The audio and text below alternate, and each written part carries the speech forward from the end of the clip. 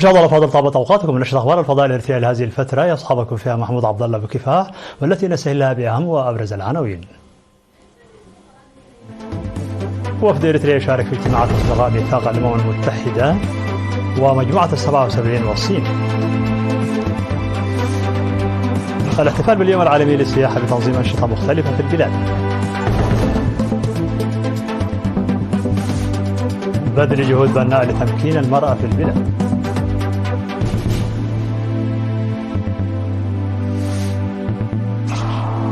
حزب الله يؤكد في بيان مقتل زعيمه حسن نصر الله.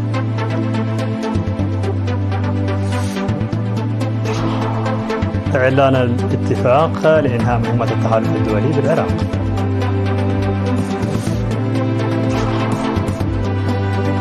لوكاشينكو يهدد بالأسلحة النووية في حال تعرض بيلاروسيا للهجوم.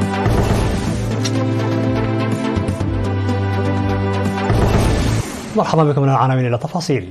شارك وفد إريتريا برئاسة وزير الشؤون الخارجية السيد عثمان صالح على هامش اجتماع الجمعية العمومية للأمم المتحدة في نيويورك في اجتماع أصدقاء ميثاق الأمم المتحدة واجتماع مجموعة 77 والصين. وأوضح الوزير عثمان صالح في كلمته في الاجتماع السادس لأصدقاء ميثاق الأمم المتحدة الذي عقد في 27 من سبتمبر أهمية المجموعة ومبادئ الأمم المتحدة في الوقت الذي يواجه فيه العالم تحديات لا حصر لها، مشيرا إلى ضرورة قيام مجموعة أصدقاء ميثاق الأمم المتحدة بدور رائد في إرساء نظام عالمي سلمي وتمثيلي في هذا الوقت الانتقالي من النظام الأحادي إلى نظام عالمي متعدد الأقطاب. وفي كلمته في الاجتماع السنوي 48 لوزراء خارجية مجموعة 77 والصين الذي عقد في نفس اليوم، قال الوزير عثمان أن إريتريا تعمل جاهدة لضمان النمو الشامل برؤية واضحة وصياغة سياسات وخطط التنمية الملموسة. وذكر بأن إريتريا تعمل إلى جانب أولويات التنمية الوطنية على تعزيز الموارد المحلية وتعميق الشراكات ومواءمة الجهود الوطنية مع أجندات التنمية الإقليمية والدولية. كما خاطب وزير الشؤون الخارجية سيد عثمان صالح اجتماعا رفيع المستوى يوم 26 من سبتمبر حول مقاومة المضادات الحيوية، كما حضر اجتماعا نظمته البعثة الدائمة لإيطاليا وبرنامج الأمم المتحدة الإنمائي حول التكيف مع المناخ، موضحا موقف إريتريا من القضايا المطروحة. احتفل اليوم 28 من سبتمبر رسميا باليوم العالمي للسياحة الموافق ل 27 من سبتمبر تحت شعار السياحة والسلام على مستوى الوطن للمرة 29 بالعاصمة أسمرة. وذكرت مديرة قسم السياحة بالإقليم الأوسط السيدة ليا جبراء في كلمتها التي ألقتها بالاحتفال الذي حضرته وزيرة السياحة السيدة سكارلو منقاريوس والمدير التنفيذي بإدارة الإقليم الأوسط السيد زرئيتا والبرهان أن هدف الاحتفال بهذا اليوم الثقافي هو توضيح الأهمية الاجتماعية والاقتصادية لقطاع السياحة في المجتمع الدولي وكذا المحلي لتقييم التقدم الذي يسجله القطاع نظرا إلى البرامج التنموية الوطنية ولوضع خطة عمل مستقبلية. وأضاف رئيس جمعية مؤسسات الخدمات السياحية السيد سلمون قرماي دور قطاع السياحة في التنمية الوطنية والنمو الاقتصادي للبلدان، مؤكدا على ضرورة اهتمام المؤسسات التي تقدم الخدمات السياحية بالتنمية الوطنية إلى جانب الحفاظ على الإرث الثقافي. وقدم في المناسبة معارض الثروات السياحية والآثار التاريخية الإريترية بالإضافة إلى مسابقة المعلومات العامة على شرف المناسبة. وقامت المحلات السياحية بالإقليم الأوسط منذ أيام بتقديم محتويات وخدمات تتعلق بيوم السياحة العالمي.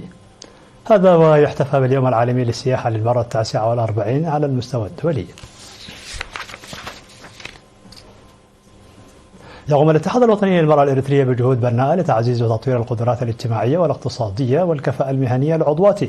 وأوضحت مسؤولة الخدمات الاجتماعية والاقتصادية في الاتحاد السيدة سنايت محاري لوكالة إرينا أن الاتحاد ينظم دورات تدريبية للمرأة التي تعاني من مصاعب اجتماعية واقتصادية لتمكينها من الاعتماد على نفسها.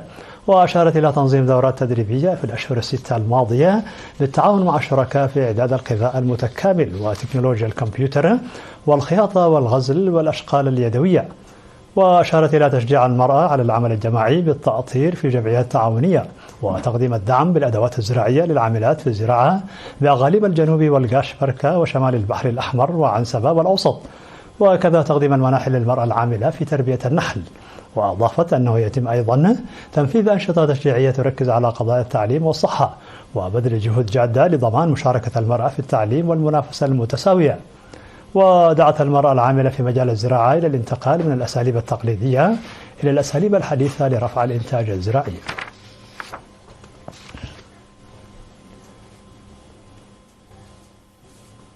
أفاد مسؤول عيادة قلب الممرض كيبرون عقباي بأن نسبة الولادة في العيادة بلغ أكثر من 80% بفضل أنشطة التوعية الصحية الجارية، وذكر أنه وبالرغم من وصول المتابعة الصحية للحوامل في المؤسسات الصحية لنسبة 100%، إلا أن نسبة الولادة لم تتجاوز 80%، لذا يتطلب بذل المزيد من الجهد لزيادتها.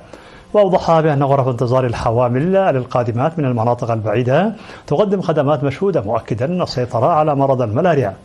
ودعا للاهتمام بنقص الغرف والبنى التحتية والكادر الصحي في العيادة التي تقدم الخدمات لسكان مديرية قلب والرحل من مديرية شعب، وناشد السكان إلى تفعيل أعمال بناء المستشفى العمومي للتوقف عن الذهاب إلى كرن وفي دارب لتلقي الخدمات الصحية الأكثر تقدما.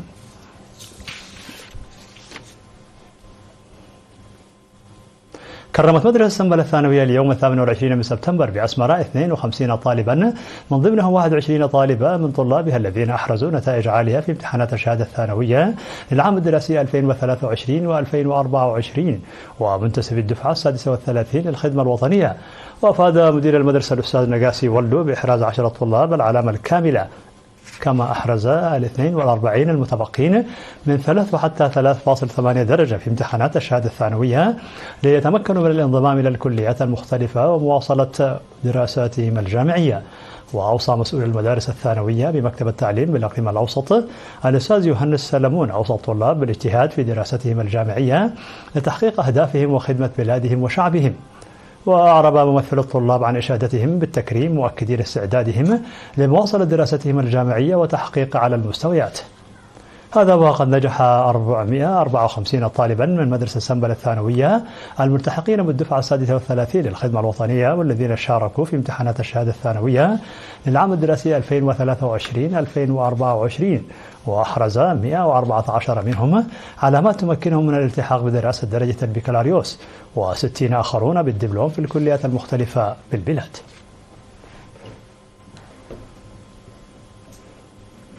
مشاهدينا الأفاضل، كانت هذه الأخبار الداخلية. فاصل قصير ونوافيكم بالأخبار العالمية، فابقوا معنا.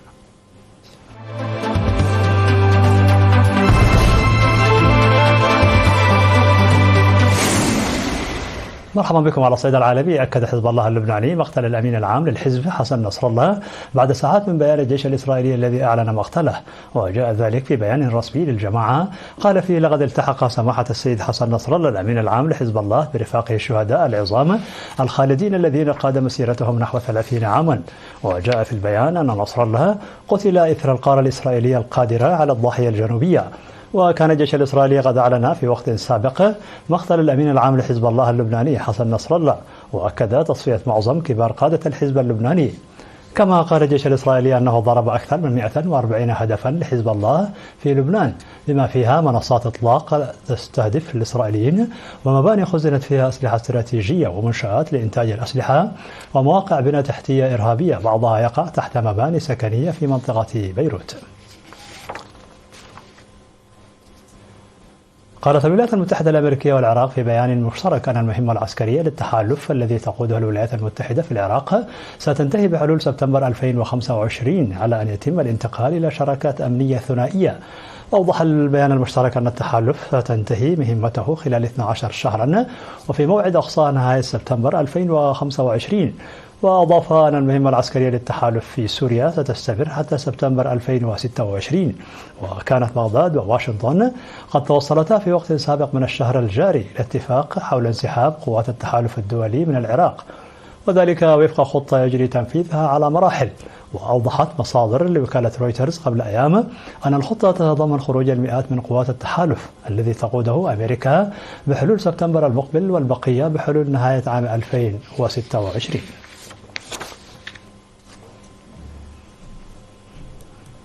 هدد الرئيس البيلاروسي ألكسندر لوكاشينكو باستخدام أسلحة نووية لمواجهة أي توغل لحدود بلاده من جانب بلدان منضوية في حلف شمال الأطلسي.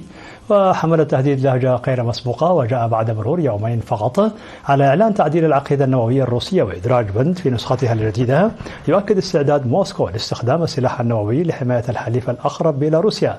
وقال لوكاشينكو أن أي عبور لحدود بلاده سوف يشكل الخط الأحمر الذي يعني انتهاكه استخداما فوريا للأسلحة النووية. وزاد في أقوى تحذير لحلف الأطلسي أن الهجوم على بيلاروسيا سوف يعني اندلاع حرب عالمية ثالثة. في الخبر الأخير، أسفرت العاصفة الاستوائية هيلين عن فيضانات خطيرة بولايتي نورث كارولينا وساوث كارولينا بالولايات المتحدة الأمريكية بعد أن خلفت دمارا على نطاق واسع عندما بلغت مستوى إعصار كبير أثناء تحركها عبر فلوريدا وجورجيا. ودت العاصفة إلى مقتل ما لا يقل عن 43 شخصا وإغراق أحياء سكنية وحدوث انهيارات أرضية وانقطاع التيار الكهربائي عن أكثر من 3.5 مليون منزل وشركة. وضربت العاصفة عندما بلغت مستوى إعصار قوي من الدرجة الرابعة منطقة بيج بين بولاية فلوريدا، مما تسبب في انقلاب القوارب في الموانئ وسقوط الأشجار وخرق السيارات والشوارع بمياه الفيضانات. ونفذت الشرطة وفرق الإطفاء آلافا من عمليات الإنقاذ في المياه في أنحاء الولايات المتضررة، من بينها أتلانتا، حيث اضطرت السلطات إلى إخلاء تجمع سكني بسبب الفيضانات.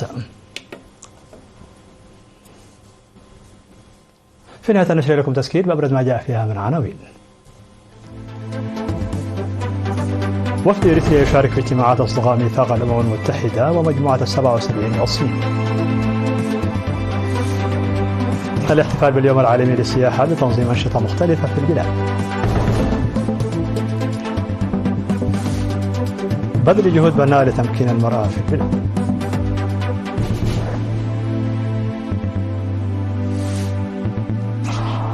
حزب الله اللبناني يؤكد في بيان مقتل زعيمه حسن نصر الله. إعلان الاتفاق على إنهاء مهمات التحالف الدولي بالعراق.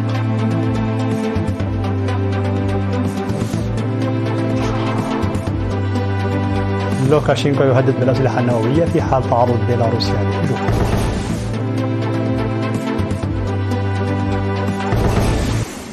مشاهدينا الفاضل، بهذا نكون وصلنا بكم إلى نهاية النشرة. شكرا على حسن المتابعة، دمتم بألف خير.